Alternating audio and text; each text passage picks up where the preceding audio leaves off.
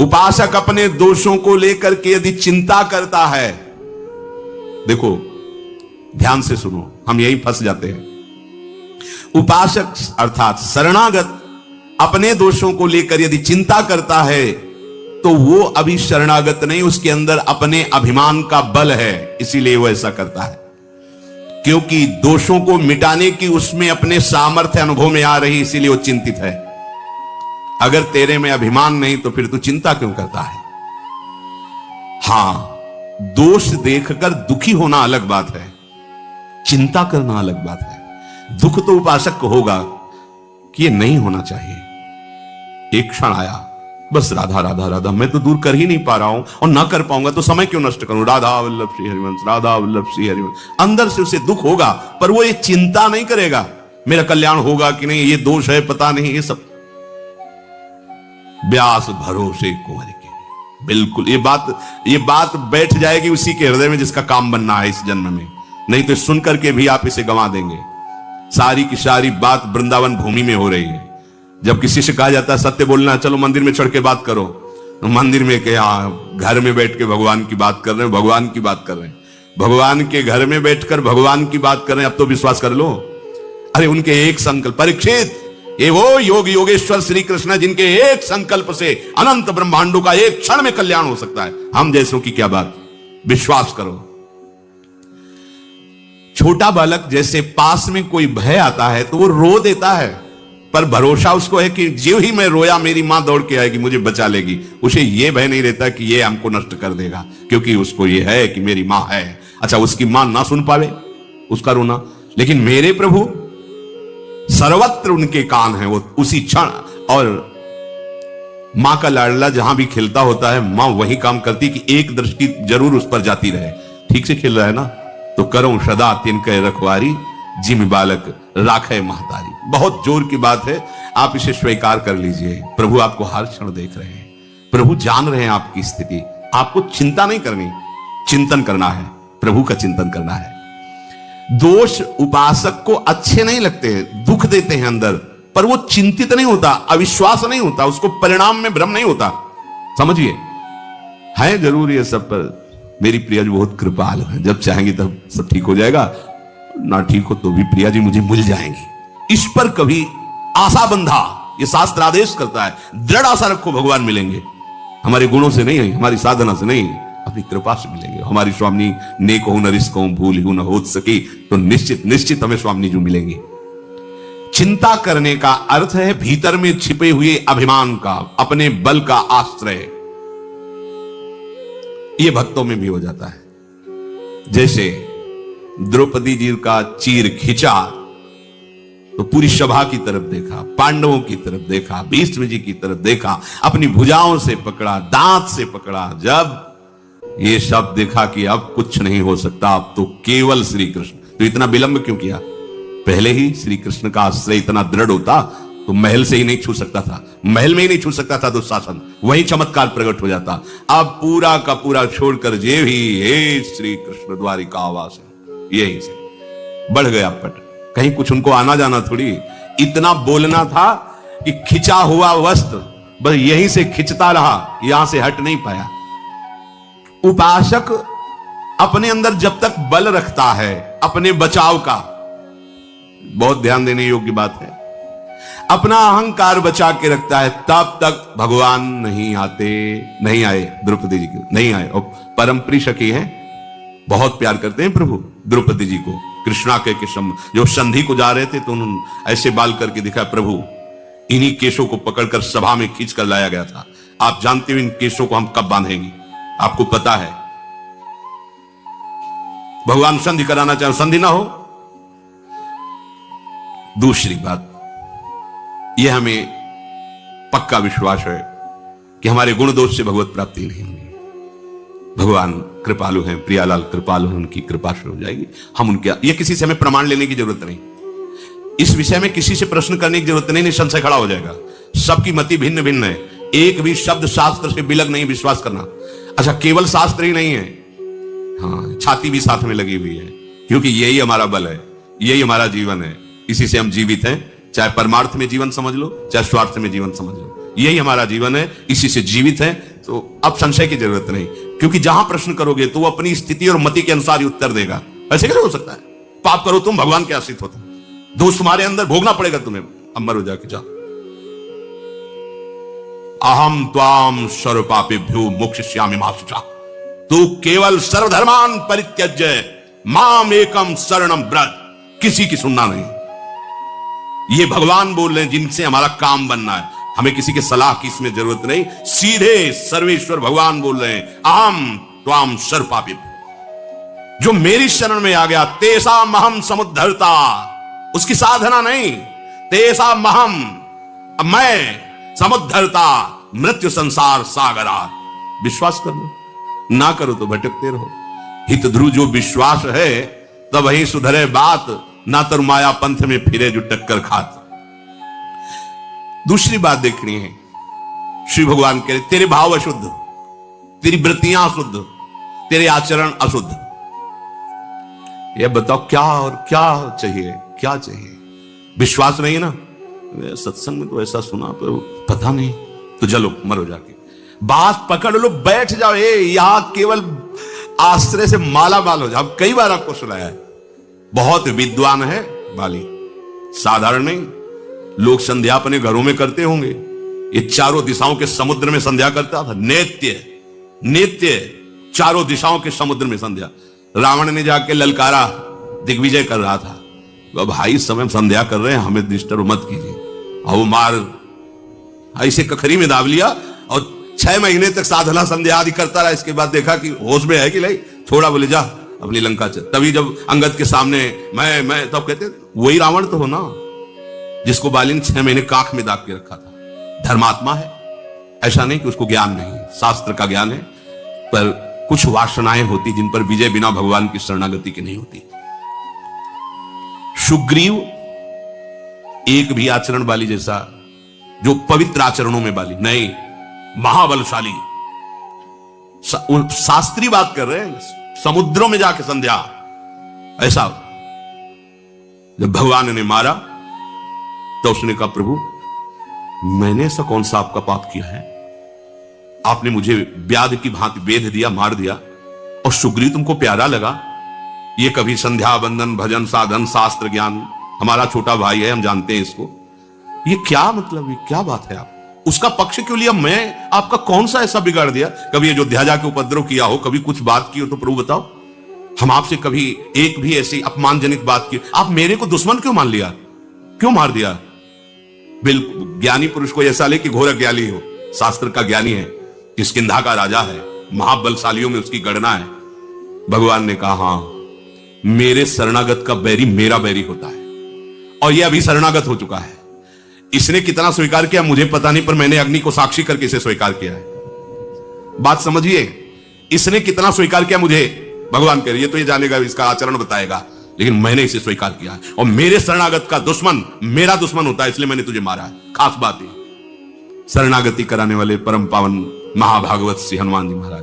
तो शरणागति होती ही है किसी संत से, किसी संत महंत सदगुरुदेव की कृपा से जीव भगवान की शरण में होता है। तो तुम्हें अपने पर विश्वास हो या ना हो, तुम्हें संत सदगुरुदेव के द्वारा कराई हुई शरणागति जिसके प्रति है, उसके प्रति दृढ़ विश्वास हो गया, सब बात बन जाए। कर तुम अकर तुम अन्यथा कर तुम सर्व समर्था सा ईश्वरा। हम ऐसे की तो थोड़ी शरणागत है, सर्व सामर्थ्यशाली। बस अपने धर्म से नहीं हिलना, आपको चिंता नहीं करनी। एक शंकर नाम के भगत थे, बड़ी श्रद्धा विश्वास पूर्वक शालिग्राम भगवान की आराधना करते थे। गंडकी नदी के किनारे एक गांव था, वहां उनका जन्म हुआ था। ब्राह्मण कुल में जन्म हुआ, बड़े धर्म से चलते थे, पर ब्राह्मणों का क्या तप ही धन होता है। तो एक जमींदार ठाकुर थे, वो उनको रोज सीधा देते और अपने मंदिर की सेवा में भी उनको, और एक पाठशाला खुलवाई थी संस्कृत की, तो कुछ अर्थ भी देते थे और गुरु की तरह उनको मानते थे शंकर भगत को। वो बड़े धनी थे। उनको एक दिन मकान बनवाने के लिए जमीन खोद रहे थे, तो सोने का कलश मिला। जमींदार जो धर्मात्मा पुरुष धर्म करते रहते हैं, तो ये सब ऐश्वर्य धन उनके पास जाने लगता है, क्योंकि उससे जगत मंगल होता है। तो उन्होंने पंडित जी से पूछा, ये स्वर्ण मिला हुआ है, उस समय करोड़ों की लागत का। तो उन्होंने कहा कि आप भगवान सूर्य का मंदिर बनवाएं।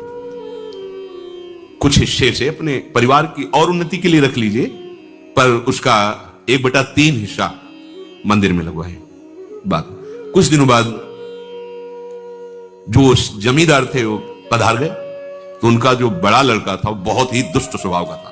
केवल उनके भय से वो चुपचाप रहता था और दुष्टता उस समय भी करता था। अब तो पिता गए, तो उसे पता था स्वर्ण राशि का भी कि मंदिर बनाने के लिए ऐसा ऐसा, तो उसने पूरी नकली दस्तावेज तैयार किए, तो उसमें अपने पिता के दस्तखत कर दिए और उसमें लिख दिया कि मैं अपने बड़े बेटे को पूरे स्वर्ण का अधिकार देता हूं, वो जो चाहे सो कर सकता है, और दस्तखत अपने पिता के। जब बंटवारे का समय आया तो भाइयों ने बात रखी कि पिता ने कहा था उस स्वर्ण राशि को सूर्य मंदिर बनवाना है, और इसके साक्षी हैं शंकर भगत। नहीं, अंतिम समय एकांत में पिता ने केवल मेरा ही अधिकार रखा है, आप कागज देख लीजिए, और ऐसे दस्तखत संभाल के किए थे कि बिल्कुल वैसे ही पिता के जैसे। गांव के लोगों के सामने पंडित जी को बुलाया। पंडित जी ने कहा नहीं, हमसे तो उन्होंने यही कहा था कि सूर्य मंदिर बनेगा, ऐसा ऐसा। दिखाओ कागज। कागज देखा, कहा ये दस्तखत भगत के नहीं, सेठ के नहीं, क्योंकि हम बहुत नजदीक रहे, उनको देखा है, उनके दस्तखत ऐसे नहीं। तो बड़े लड़के ने कहा कि हाँ, तुम ही तो एक ज्ञानी हो, ये कैसे तुम झूठ कह सकते हो। उठ कर चले गए। लड़के ने बड़े विचार किया कि अच्छे अच्छे घूस में फिसल जाते हैं, इसको कुछ घूस देंगे और अपने अनुकूल करें। उसके घर गए, प्रणाम किया। पंडित जी ने सोचा इस दुष्ट का स्वभाव कैसे बदल रहा है, और बहुत मीठी मीठी, अगर दुष्ट मीठी मीठी बातें भी करे और झुके तो ऐसे समझो जैसे सांप झुक रहा है। अगर सांप हटकर पीछे झुक रहा है तो वो वार करेगा, सिंह झुक रहा है तो छलांग लगाएगा, ऐसे दुष्ट झुक रहा है तो तुम्हारे नाश के लिए झुक रहा है, प्रणाम नमस्कार में हुआ। पंडित जी, इतने दिन हो गए हमारे पिता की भी पंडिताई करते हुए, पूजा करते हुए, मिला क्या? एक सीधा जो हमारे घर से जाता है उसी से भोजन तुम्हारा होता है, माला माल हो जाओगे। आधा आधा, आधा सोना आपका, आधा हमारा। असलियत यही कि हमने जालसाजी की है, दस्तखत हमने किए, अब मान जाओ। उनका धूर्त कहेगा, तू हमारे को धन से लुभाए मान? हमारे तो ठाकुर जी परम धन है, जीवन उनके लिए है। भले तेरे घर से सीधा ना आए तो मांग के खा लेंगे, लेकिन धर्म विरुद्ध आचरण थोड़ी करेंगे। तो आश्रय नहीं बदलना चाहिए, धर्म विरुद्ध आचरण नहीं होते भक्त के शरणागत। उनका हमारे प्रभु सर्व समर्थ है, मैं उनका शरण भाव स्वीकार किए हूं, मुझे किसी धनादि की अधर्म पूर्वक जरूरत नहीं। तो उनका हमारे पास और भी हद करने हैं वो आपको मनाने के लिए, वो ना अपनाना पड़े तो बोले तुम हमें धमकी देते हो। अरे जिनसे काल डरता है उन हम भगवान की शरण में जा, तुझे जो कुछ करना है कर। जाके चला गया। अब उनका समय था कि मध्याह्न के बाद जाते, सरोवर में स्नान करते, मंदिर में पूजा में जाते और अंधेरा होने पर वापस होते। शंकर भगत वापस आ रहे थे अंधेरे में, और ये करौली चाकू खोस करके गया और कहा अब मान लो मेरी बात, अंधेरा है, कोई है नहीं, मेरी बात मान लो, अब भी कह रहा हूं, आधा स्वर्ण तुम्हें दे देंगे, बात मेरी मान लो, नहीं तो तुम्हें जान से हाथ धोना पड़ेगा। बोले हमने तो पहले ही हाथ धो रखे हैं जान से, हमने अपनी जान तो प्रभु को समर्पित कर दी, तुझे जो भावे कर, अधर्म में कदम नहीं रख। उसने चाकू ली, बस भगवान का स्मरण करते हुए गिर पड़े। वो तो भगा, जे ही गिरे स्वेग जैसे कोई दिव्य देश में आ गए हो। देखा सामने सुंदर अद्भुत अद्भुत लताएं हैं, एक कनक भवन है, उसकी भावना शालिग्राम की भगवान राम के प्रति। देखा कि सिया जो विराजमान है, राम जो विराजमान, हनुमान जी महाराज उनके चरण पकड़े हैं, लक्ष्मण भरत शत्रुघ्न ये सब आसपास राज दरबार लगा हुआ है। भगवान ने कहा आओ आओ, हनुमान जी ने गले लगाकर उनको परमानंद की अनुभूति हो रही, भगवान दुलार कर रहे हैं। अच्छा तुम्हारे लग गया, और ऐसे भगवान जीवी किए, वो सब घाव खत्म हुआ, एकदम आनंद। अभी तुम जाओ, अभी तुम जाओ, तुम्हारे द्वारा भक्ति का विस्तार होगा, धर्म की स्थापना होगी, और ये मेरा ही कार्य है। जब ऐसा कहकर भगवान ने दुलार करके आंख खोली उनको, जैसे सो के जगे हो, ऐसा लगा मानो स्वप्न में वो घटना हुई थी। ऐसे देखा कोई घाव नहीं, कोई कष्ट नहीं, चल पड़े। और आगे जब गए तो खून की उल्टी करते हुए वो पड़ा था जिसने चाकू मारी थी। आगे गए, कहा भैया तुम्हें कैसे कष्ट हो? तुरंत गोद में उठाया और भगवान से कहा प्रभु यदि थोड़ी भी भक्ति हमारे हृदय में, इसको पीड़ा नहीं होनी चाहिए। फिर उसको चेतना आई, उसका खून उगलना बंद। बोले भैया क्या हो गया? तो बोले क्षमा करो, जे भी आपको मार के हटा तो पता नहीं कौन था, हमें परिचय नहीं, पर वो इतना बलवान था कि उसके एक थप्पड़ पर हम उस समय से खून ही डाल रहे हैं और हमें होश ही नहीं। अगर आप हमें गोद में न बैठालते, दुलार न करते तो मुझे होश ही नहीं होता। कभी गलती नहीं करेंगे, कभी बेईमानी नहीं करेंगे, हम सब सभा के बीच में कह देते ऐसा ऐसा।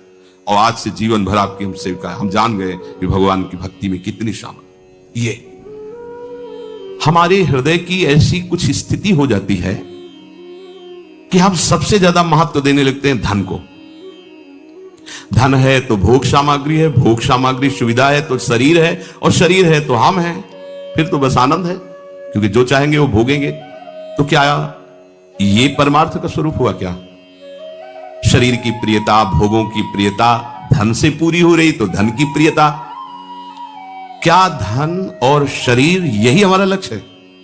नहीं नहीं, ये तो साधन है, लक्ष्य तो हमारा प्रभु है। तो क्या धन के बिना भगवत प्राप्ति नहीं हो सकती? सही पूछो तो धन के बिना ही भगवत प्राप्ति होती है।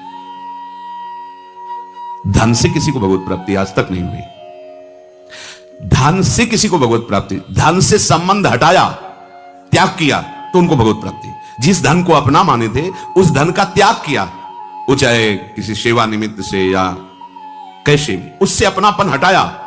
जहां धन का त्याग हुआ वहीं भगवत प्राप्ति की योग्यता आती जाती। जहां धन को अपना माना वो भगवत प्राप्ति की योग्यता खो देगा। ये अंदर की बात है। प्रभु को तुम अपना मानते हो या धन को अपना मानते हो, परिवार को अपना मानते हो, भोगों को अपना मानते हो, ये देखना होगा। नहीं तो जबान से कहोगे मैं प्रभु की शरण में हूं, अभी हम ठीक नहीं हो रहे हैं, वहां हमारे अंदर विकार है, हमारे अंदर अशांति, बड़ी परेशानी तुमने जमा कर रखी है, वो भी वो हटा देंगे। आओ शरणागत हो, वो हटा देंगे। रोना चिल्लाना मत, चुप रहो, वो हटा देंगे। उनको जो अच्छा लगेगा वही रखेंगे, नहीं हटा देंगे। तुम्हारे सोचने की जरूरत नहीं पड़ेगी, तुम तो केवल ऐसे हो जाओ। पर हम ऐसे होते कहां हैं? वो एक जगह स्वाध्याय करते हुए उसमें पढ़ा था कि अगर आपका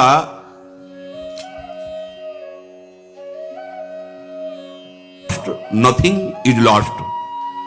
If health is lost, something is lost. If character is lost, everything is lost. आपका धन गया तो कुछ नहीं गया। If wealth is lost, nothing is lost. आपका धन गया तो कुछ नहीं गया। If health is lost, something is lost. आपका स्वास्थ्य गया तो कुछ गया। If character is lost, everything is lost. आपका चरित्र गया तो कुछ नहीं रह गया, सब कुछ गया। हमारी उल्टा सोच है, चरित्र गया तो कुछ नहीं गया। हमारी उल्टा सोच से चल, चरित्र गया तो कुछ नहीं गया, स्वास्थ्य गया तो थोड़ा कुछ गया, और धन गया तो सब कुछ चला गया। और सिद्धांत क्या कहता है? If wealth is lost, nothing is lost. तुम्हारी संपत्ति नष्ट हो गई, कोई परेशानी नहीं, कुछ नष्ट नहीं हुआ, तुम्हारी हानि नहीं हुई। If health is lost, something is lost. स्वास्थ्य गया तो कुछ गया, क्योंकि इससे आप उत्तम साधना कर सकते थे। स्वास्थ्य बिगड़ गया तो आप साधन नहीं कर सकते, पर कुछ गया, सब कुछ नहीं गया। भले कठोर साधन न कर सके, राधा राधा तो बोल सकते हैं ना। If character is lost, everything is lost. अगर आपका चरित्र चला गया, सब कुछ चला गया। आज हमारी स्थिति है कि हम चरित्र पर ध्यान ही नहीं दे रहे। ये भारत देश है, यहां चरित्र की पूजा होती है। हम राम चरित्र गाते हैं, कृष्ण चरित्र गाते हैं, भक्त चरित्र गाते हैं, और हम भक्त बनना चाहते हैं, चरित्र को हमने भस्म कर दिया। चरित्र हमारा बिगड़ गया, सब बिगड़ गया। चरित्र गया, सब चला गया। आप देखो चरित्र की तरफ कहां देखा जाए। धन कैसे मिले? चरित्र बेच दो, शरीर बेच दो, धर्म बेच दो, बस धन मिलना चाहिए। भगवान मिलेंगे, परमार्थ बनेगा? नहीं। हमारे प्राण चले जाएं पर हम धर्म विरुद्ध आचरण स्वीकार ना करें। हमारा चरित्र पवित्र है। एक बार वाराणसी में एक जज स्वामी थे, उनके दर्शन कराने के लिए एक संत ले गए, तो वो पता नहीं कौन सी स्थिति में रहते, बड़ी जोर से ऐसे कलाई पकड़ी, नवीन अवस्था थी, और उन्होंने अंग्रेजी में यही कहा था कि गुड कैरेक्टर, जिसका चरित्र अच्छा वही महात्मा। और जिसका, वो अंग्रेजी से बोले थे कि जिसका चरित्र लूज है, बोले हमारे मान्यता में, वो पढ़े लिखे जज स्वामी थे, अंग्रेजी ही ज्यादा बोलते थे। कहा गुड कैरेक्टर, जीवन भर चरित्र को संभालते रहना, चरित्र ना बिगड़ने पावे। चरित्र बिगड़ गया, सब कुछ चला गया। तो जिनकी ये मान्यता है कि धन से ही धर्म होता है, धन से ही भगवान मिलते हैं, धन से ही भगवान की पूजा होती है, तो आप इस भ्रम को छोड़ दीजिए। आपके पास जो कुछ अपना माना हुआ है उसे प्रभु में समर्पित करने से आपकी बात बनेगी। जो कुछ माना हुआ है वो त्यागने से हुई। त्यागात शांतिनंतरम। यदि अपना मान करके उसे देते हैं, तो अगर दान करते हैं, धर्म में लगाते हैं, तो कई गुना बढ़ के मिलेगा। इतने में तो तुम अहंकार नहीं छोड़ पा रहे, कोई गुना और मिलेगा तो अहंकार और बढ़ जाएगा। जैसे गंदे नाली के जल से हाथ को पवित्र नहीं किया जा सकता, ऐसे ही अधर्म पूर्वक, धन की आसक्ति पूर्वक कोई भी किसी भी मार्ग में चले